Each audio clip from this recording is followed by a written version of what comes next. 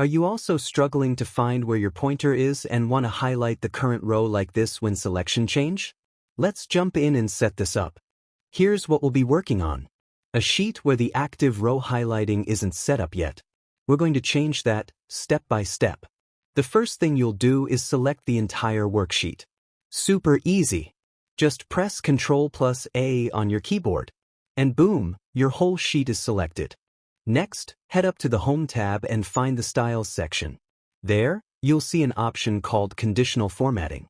Click on it, then choose New Rule. When the pop-up appears, look for the last option in the list. Use a formula to determine which cells to format. Select that option. Now, this is where the magic happens.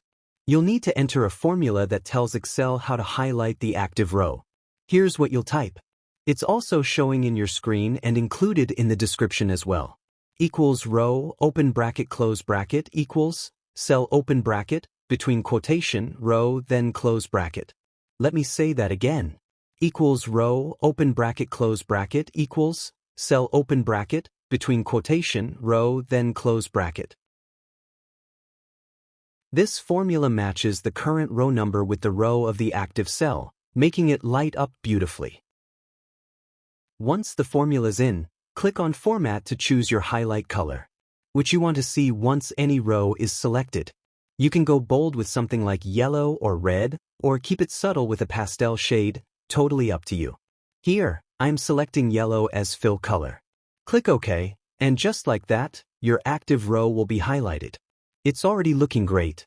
But here's the thing. Clicking other places isn't highlighting the row. You don't want just one row to stay highlight. Instead, you want Excel to update the highlighting dynamically as you click through different rows. To set this up, right-click on your Worksheet tab, down at the bottom, and select View Code. When the code editor opens, don't worry if it looks intimidating. It's easier than you think. If the correct worksheet isn't already open in the editor, use the drop-down at the top to select Worksheet. Now, between the lines that say Private Sub and End Sub, add this simple line of code. Target.calculate. Let me repeat that. Target.calculate. That's it. Close the editor and return to your worksheet. Now, as you click on any row, Excel will automatically highlight it for you. Try it out. It's super satisfying to see it work. That's it for today's tutorial. I hope you found this trick as useful as I do. If you did, give this video a thumbs up and let us know in the comments how you're planning to use it. New to the channel? Make sure to hit that subscribe button below so you don't miss out on our other Excel tips and tricks.